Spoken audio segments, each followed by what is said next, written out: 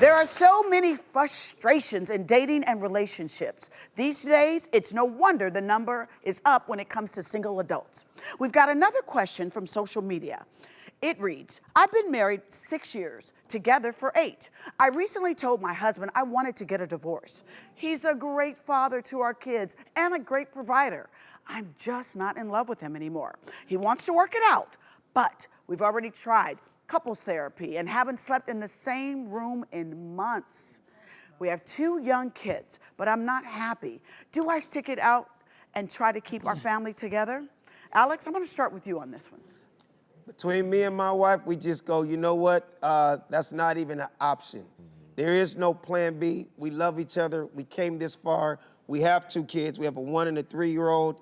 And I think God put us on this earth to be together and develop this family. Let's work it out. Let's work it out. Being a divorce judge for 23 plus years, you got to do what's in the best interest of the children. You can't allow the children to live in an environment where there's animosity, where there's tension, where there's fighting. So you need to, if it's over, and move on for the kids. Vivica, even though she said she went to therapy, we didn't hear enough to say she's really worked on this marriage. Yeah. Just going to therapy is not working on a marriage. You may have to go to more therapy.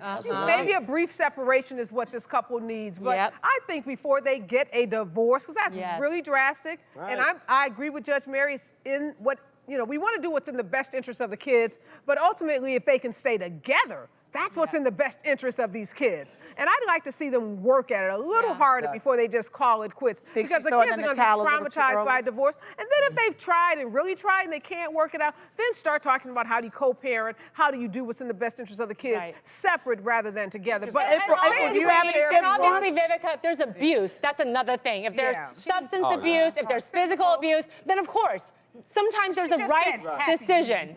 But she said he's a great provider. And so I think he's a great dad. And I think this is a little bit of a different situation. How about you, April? What say you? To me, she needs to look at herself. Like, a lot of women get married because they really want to have a family. And so they choose the safe guy, the guy that's going to provide and protect and give them a family. And then they get in, they have their kids, and suddenly they're like, who are you? I'm not in love with you anymore. It's actually her, it seems to me like this is her issue, something that she should go and talk to somebody about and figure out what are her core needs, because I'm not hearing fighting or animosity, but the kids they need to see their parents loving each other too.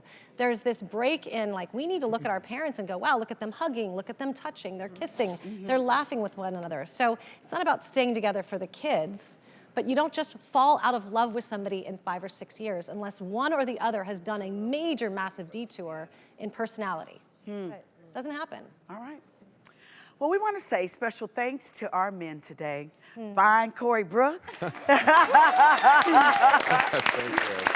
Habib. And my man, Alex Thomas, for being with us today. And also, we want to say a special thanks to April Byer. Thank you so much, April.